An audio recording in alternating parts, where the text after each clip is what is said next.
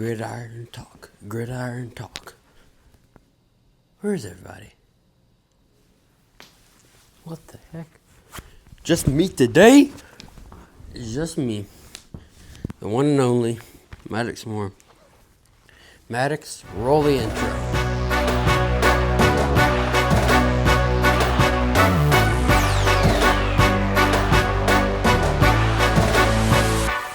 Yeah, Maddox, roll the intro.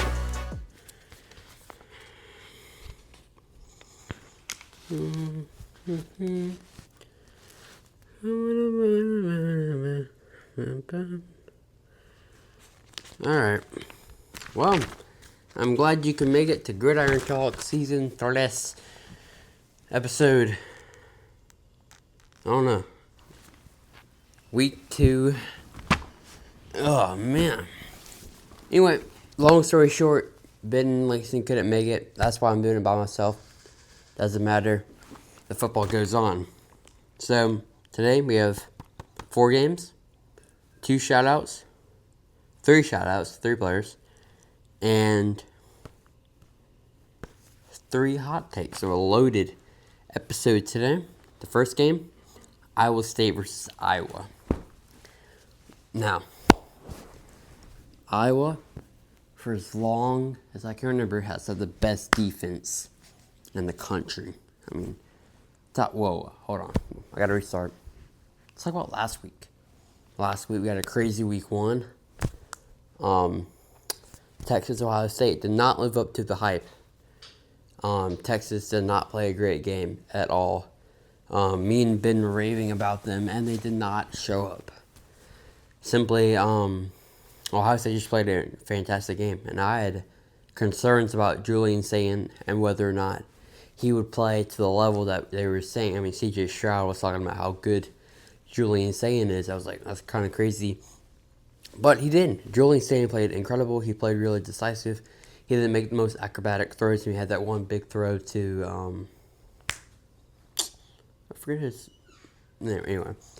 And he had the big touchdown deep on their only big plays. He missed Jeremiah Smith on the first drive for a touchdown.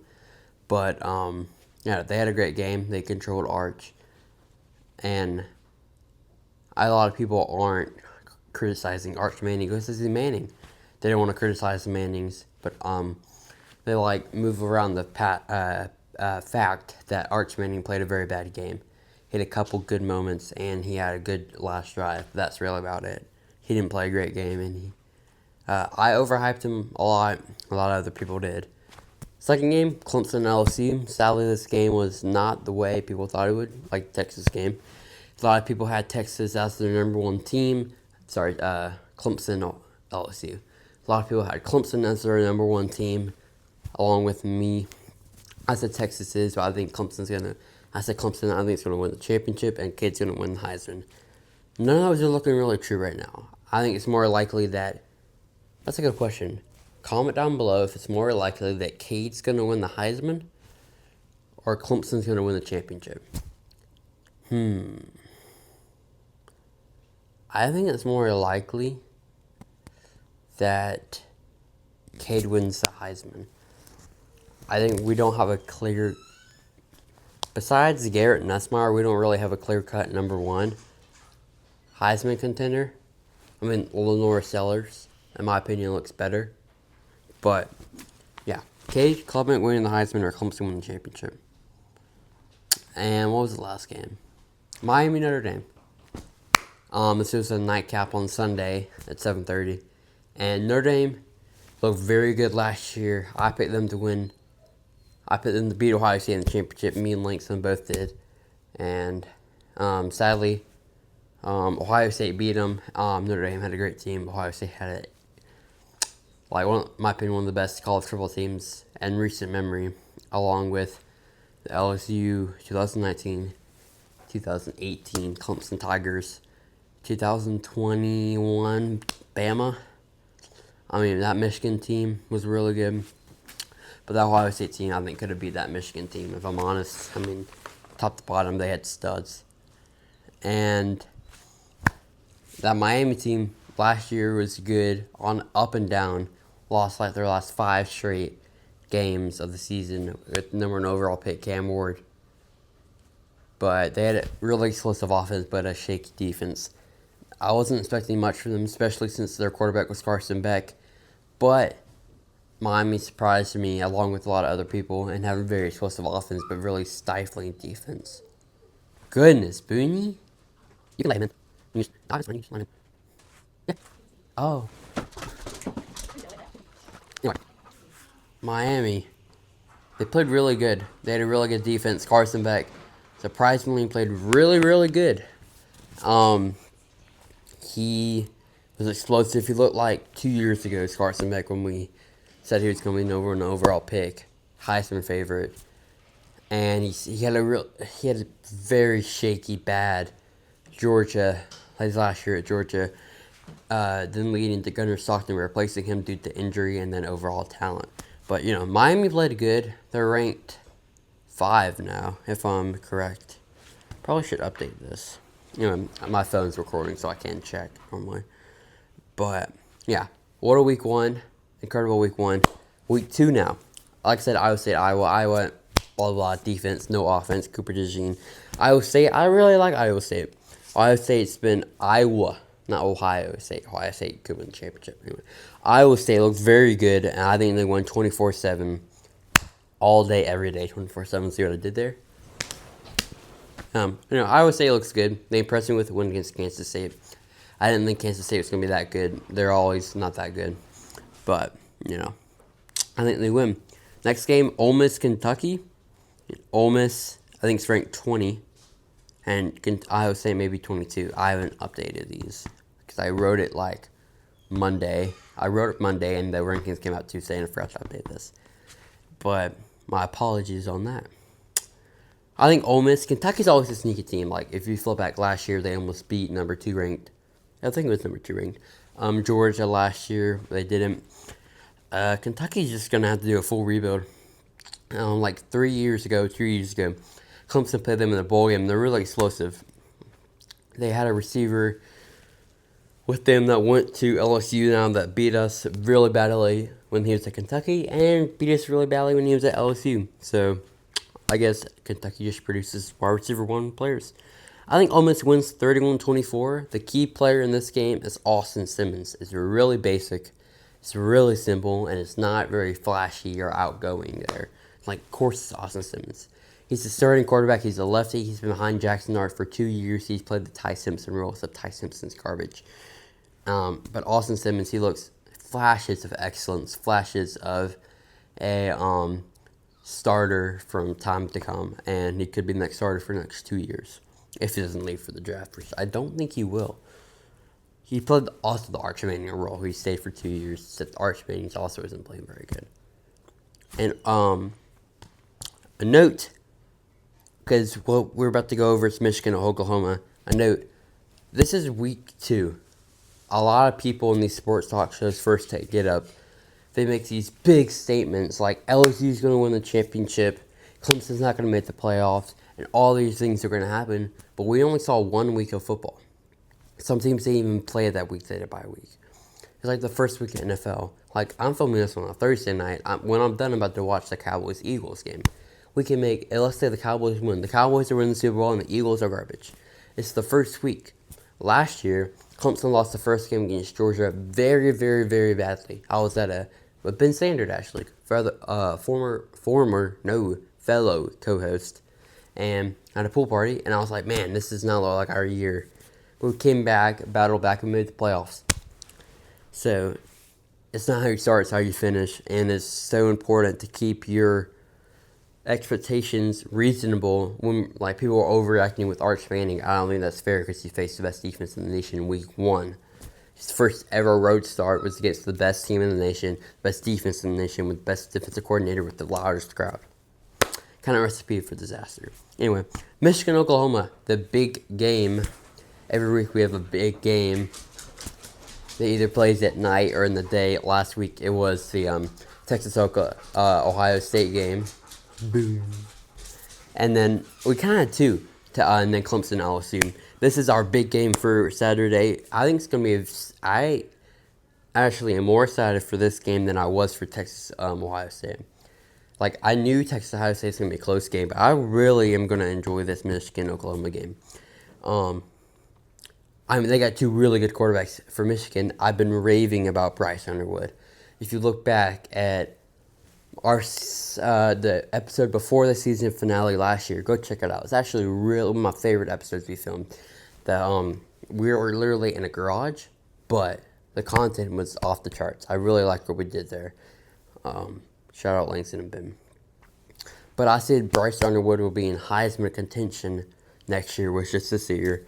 I think I see so much potential in him, and he's so well above his years as far as his IQ and playmaking go. I think I could really see him taking this leap against Oklahoma. But Michigan, they got some problems with their wide receivers. I'm just not confident in the fact that Bryce Underwood's going to just sling it. And Michigan's never really had, like, a absolute legendary, like, everyone knows him. There's a statue of him. Julio Jones for Bama. Devontae Smith for Bama. Hit the mic. Justin Jefferson for LSU. Jamar Chase for LSU. You just go down the line. Michigan's really never had that. They had Charles Woodson, who was wide receiver and cornerback, who won the Heisman, kind of like Travis Hunter. But never really had that one dog. But they've always had good running backs, and they've always had an incredible O-line. And I think if they're going to win this game, they're going to win it by the O-line and the run game. They always win in the trenches, but my fear is Sherman Moore, the Michigan head coach, is not built for Michigan. He's built for somewhere like Michigan State. He does not need to be coaching this high-tier program in Michigan. He did a great job as assistant coach. He came on the road to win against the Penn State top 5 ranked top. I think they're like 3 when it was the Jim Harbaugh championship team. Everyone's raving about him. He had this emotional interview, and then they're fine. They're cheaters. Paul Feinbaugh went on Get Up. He said that year should not count for Michigan. I think it should count regardless if they cheated or not. They were easily the most talented, most determined, and most physical football team that year. I think if anyone could have beat them, I think a really good Oregon playing at their highest potential could have beat them, or even a Washington. Washington beat them 3 times. Still a little bitter about because I love Bo Nix. But they're playing Oklahoma. John Mateer, I think that's his name, yeah. If I'm not, Langston, put his name right here. All right. John Mateer, hopefully, is his name, but Washington State last year was his freshman season last year. I'm pretty sure he set the rookie season for touchdowns and yards for Washington State quarterbacks. It would be hard to do that because they had Gardner Minshew, sneaky fact there. But I really like this Oklahoma team. My guy, Brent Venables, he's their head coach, and he has not done well at all, not even a little bit. His biggest win in his Oklahoma 3-year history has been the Red River rivalry. Oh my goodness, against Quinn Ewers 2 years ago, and that crazy shootout. And that's it. You can't really pinpoint a game like that was the moment. The Red River rivalry, triple R. The triple R, that was the moment where he's going to be a bona fide legendary coach for Oklahoma, and it didn't work out. He still has an amazing defense. Maybe last year when they beat Bama and they kept Bama out of the playoffs, that might have been a moment. But that was really desperation. That was the Oklahoma team who just had more grit than a Bama team. I'm really high on this Oklahoma team, especially John Mateer playing. I'm talking about more on him later. But I think Oklahoma wins 21-7. This was a very tight game for me. I don't know if I want to go with the upside of Bryce Underwood on the upside of John Mateer in Oklahoma. I'm going with Oklahoma. I think they can win the playoff, go into the playoffs this year. I think they could go to a third round in the playoffs. I think they could. Next round, second round in the playoffs. Third round's crazy.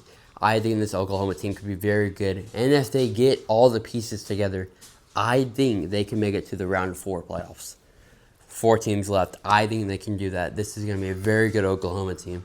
I think they go out of Michigan. I think it's at Oklahoma. And they go out to beat Bryce Underwood, and they put themselves on the map like LSU did. Last game. This one's a little bit personal to me and a little bit biased. Clemson versus Troy at Clemson. 3:30. If you're wondering if you're going there, I will see you there because I will be there. I'm going to the game. I'm leaving tomorrow morning. Today is Thursday night, and I'm so excited to go. I mean, last year I went to the Citadel game, I think. I think I went to the Citadel game. Did we go to the Clemson Citadel game last year? No. Who was it? I don't know. Yeah. Second year in a row we're going. Maybe third, second. Anyway. I'm picking Clemson to win 55-10. Which means next week you will have Ben and Langston episode. Last year we had a Ben and Langston episode that did really, really well. It's when I was in the mountains with my family on vacation, and they did really well. So shout out for them. Make sure they feel the love, because without me, they're nothing. I'm kidding. Show them some love. Go watch next week's video. And, yeah, I think Clemson wins 55-10. A good response game for Clemson after they get a little bit embarrassed against LSU. And I'm just going to throw this in there. LSU will not win a championship because of Brian Kelly. Brian Kelly is not an experienced coach, and he needs to go back to D2 where he belongs. He cannot coach a high-level team consistently for more than 7 weeks, 6 or 7 weeks. It's not possible in his DNA. When he was at Notre Dame, he had a good run, and then it was always at the end. He started off slow, and at the end, he did really, really well. And he went to the playoffs, and everyone was like, oh my gosh, he's going to do so good. He gets killed by Clemson 33-10, I'm pretty sure, 2018, best college football team of all time. And then he gets, next year? Was it next year? No, 2 years later, went with almost the same Ian Book team, and they get killed again by Bama in the Najee hurdle. Probably what that game's most known for. Anyway, shout out, brand new segment. Ben Sanders, this is his segment. He made the segment. Hot Takes is my segment. And Langston's, this is almost his podcast because he helps edit it, but it's mine. Shout out. We shout out some players that were really good last week, enough said. Harold Perkins Jr., man. I totally forgot about him.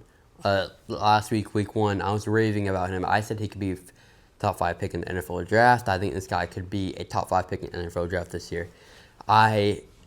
My philosophy on him hasn't changed. He's a better version of Micah Parsons. I think when he goes into the NFL, he could get paid like Micah Parsons. He is an absolute dog, and he's the X factor on a very sneaky LSU team. Not sneaky anymore because they knocked off my Clemson Tigers. But, he had 1 sack and 5 solo tackles. But what that doesn't show you is QB pressures. So the first half of I watched every play of this game, that's why I'm getting intense about it. The first half, Clemson played really good. 10-3, and we stopped them on the 4th down. Everyone give round of applause to Clemson. I was in my big back chair watching it right there. It's like, man, we get the ball back in the second half. It's going to be good. We can close this game out. No. They switched Harold Perkins from a D-line position, like what Micah plays, like a linebacker but goes to the D-line, to then a QB spy the entire time. Just following Cade everywhere he goes. And man, when Cade he has burners. When he tries to get outside, Harold Perkins he had the angle and he was so fast and he just closed him down. Watch the 4th down play at the end. And he was there. He was closing him out. Hats off to you, Harold Perkins. Absolute dog. I love you. But you play for the wrong team. I think he could win the Heisman this year. That's crazy. That could be a hot take. Harold Perkins may win the Heisman this year with no clear-cut number 1 favorite besides Garrett Nussmeier. He can win the Heisman. Second player, John Mateer. Last week had a very good week. Talked about him a lot already. 392 passing yards, 3 touchdowns. He lit up whoever they played. I don't know because I don't follow Oklahoma. But I know they're a dog. 392, that's a big number, if you're wondering. He had a really good passing game, but the stats don't show you, he had a really good running game as well. Third player, and one I'm really thinking could go really underrated, C.J. Carr, Notre Dame quarterback. 221 yards, 2 touchdowns, and 1 interception. What that doesn't show you is late game heroics against Miami. Oh my goodness. Go back and watch the 4th Go watch the whole game. It wasn't even like just the fourth quarter. He was great. No, the whole game he was getting pressured left, right, up, down, north, south, east, west. He was getting pressure from everywhere from this aggressive Miami defense, and he was able just to invade them easily and either throw it out of bounds where it's not intentional grounding, or lock it up to a receiver. He played an incredible game. I think Notre Dame found their quarterback for the time to come. Now, hot takes. Jump.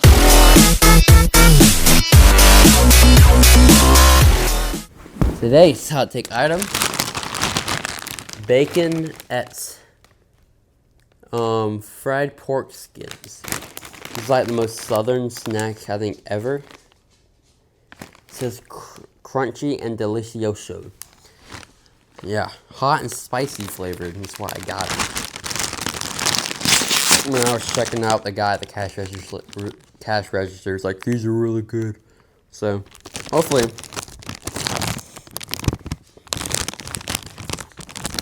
they have a weird flavor. Oh, I don't like that. Hi. Not for you. Oh my gosh. What are these? What kind of pig did they skin this off of? Okay, that's the piece right there. Well, no. Yeah.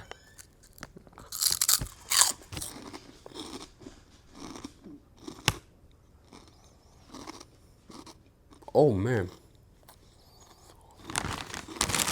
Oh, those are so bad.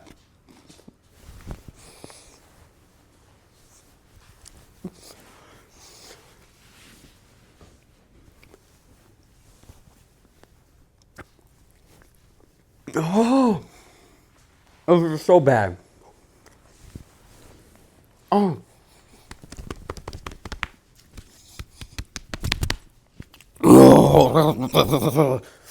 That is the single worst snack I've ever had in my life. The dude at Lowe's Foods was lying.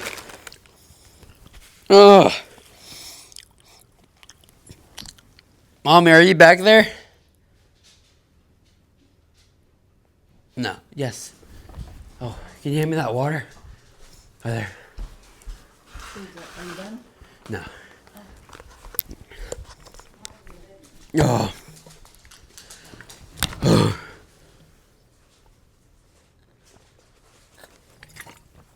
That was so bad, boom. Oh. Spicy? No. Tiny kick. I have a tiny kick right here. A little bit on my lips. Okay, go. A little bit on my lips. Other than that, boom. Go. Go. I'll wait. Other than that slight kick. Actually, a little bit more spice now that I think of it. Those things are so bad. Oh my goodness.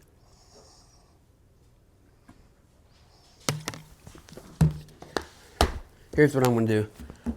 I'm using Langston's mics, as you can tell, and I'm going to give him his mics back. I'm going to give him those so next week him and Meg can eat those and taste how bad those are.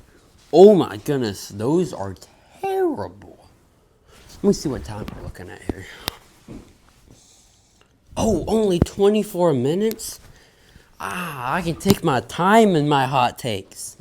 For the first time ever, I don't have Ben and Langston yapping. Just like the old times. I'm only at 24 minutes. I'm doing great. Alright. The first hot take of 3. Oregon is going under the radar this year. No one's talking about them.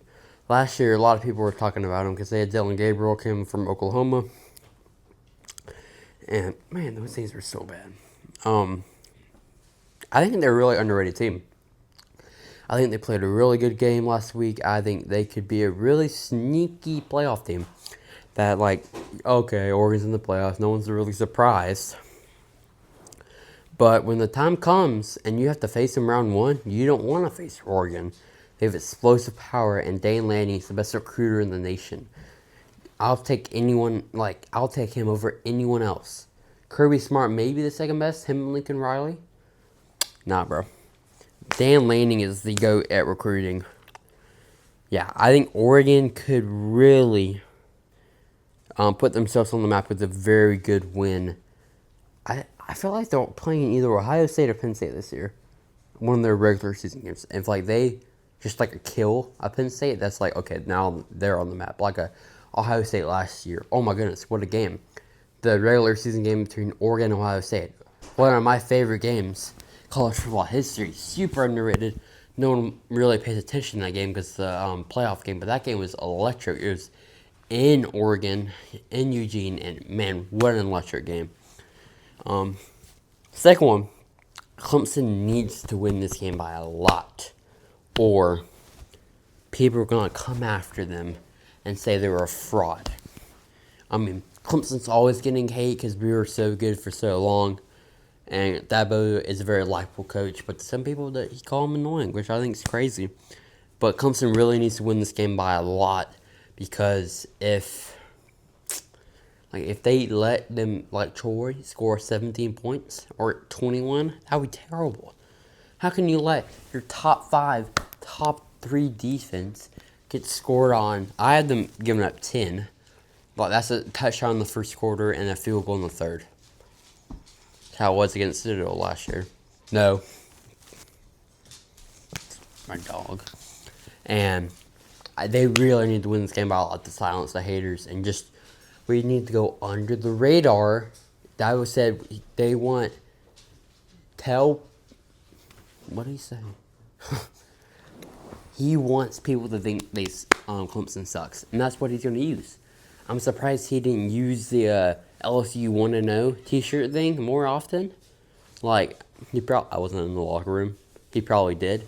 But I would expect more of a response from Clemson when LSU, your opponent, comes out to your stadium wearing a want to know t-shirt. They even played week 0, so they're already saying they beat you. And they beat you. So you got owned by the LSU team. My last one. LSU is competing with Texas for the SEC's top team. As much as it kills me to say this, LSU is one of the most talented teams all around this year. Even to their kicker. Their kicker was phenomenal, except that one miss he had. I mean, Heather Dinich. Let's talk about her for a second. Oh my goodness. She's a fantastic analyst for Clemson, for college football. She's on ESPN and Get Up and First Take a lot of college football live in SportsCenter.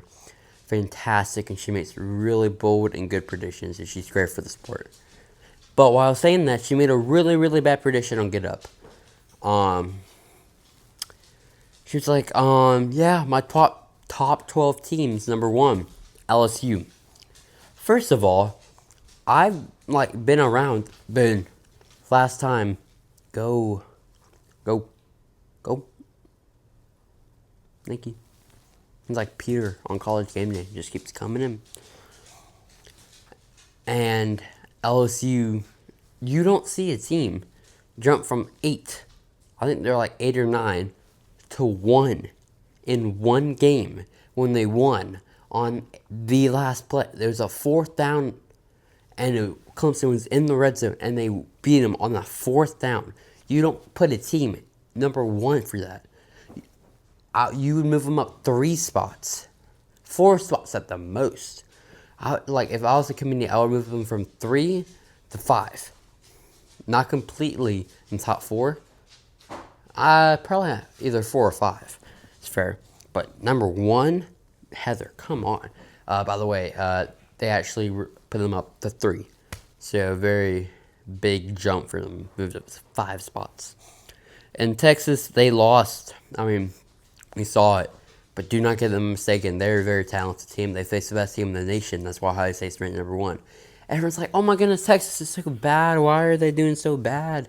They face the best team and the biggest environment against the best defense, against the best head coach and the best defensive coordinator, with the 2 best players in college football, Caleb Downs and Jeremiah Smith, in their week 1 game. 7 factors. And they're like, they lost? No, of course they lost. I thought Texas was going to win. But I underestimated this Ohio State team again. Last year, I underestimated them a lot. I thought they would beat Tennessee. I thought they would lose to Oregon, though. I underestimated Ohio State. I think they could go on and win a championship. I almost changed my vote from Clemson to Ohio State to win a championship. I still think Clemson can win a championship. It's going to be a little bit harder, but Ohio State's got my vote right now. I have this every week. I'm going to tell you who I think my favorite is to win the championship now. Right now, it's Ohio State. I think they're the most complete team out there. I mean, from top to bottom, they're very complete, intact, and they're coached fantastically by Ryan Day. And, yeah. Like I said, LSU is competing with Texas for a championship, SEC championship. Yeah, it's going to be close. LSU's got a very good team. No. And I want to say one more thing before I leave. You may be noticing the hat I'm wearing. This is our Hot Takes hat on Gridiron Talk store. We have merch. We have sweatshirts. We have crew necks. We're still working on upgrading the crew necks. Right now it's just a plain and our logo in the back. If that's what you like, order it. Go all for it. But we wanted to get like Gridiron letters and talk and our logo right here in the center. Center. To make it look even cooler. We got a sweatshirt with the logo here and a Hot Takes on the back. We got a t-shirt. We got stickers. They're so cool. We have so many different colors. You should seriously go check them out. Here's a link, right? Somewhere on the screen, Langston. Langston will put it somewhere. With the link to go to Gridiron store. I think it's Gridiron Talk Podcast.com store, whatever. I don't know. It's somewhere here. Seriously, go check it out. It means so much when you buy our merch. And go subscribe. We used to do this a lot last year, and we're trying to start up this year. Share this video with one friend. One friend. I don't care if they know football. I don't care if they heard the word football. They may think it's soccer football. Share with a friend. Tell them to watch it. It means the world to us. Thank you. Have a great day. Peace.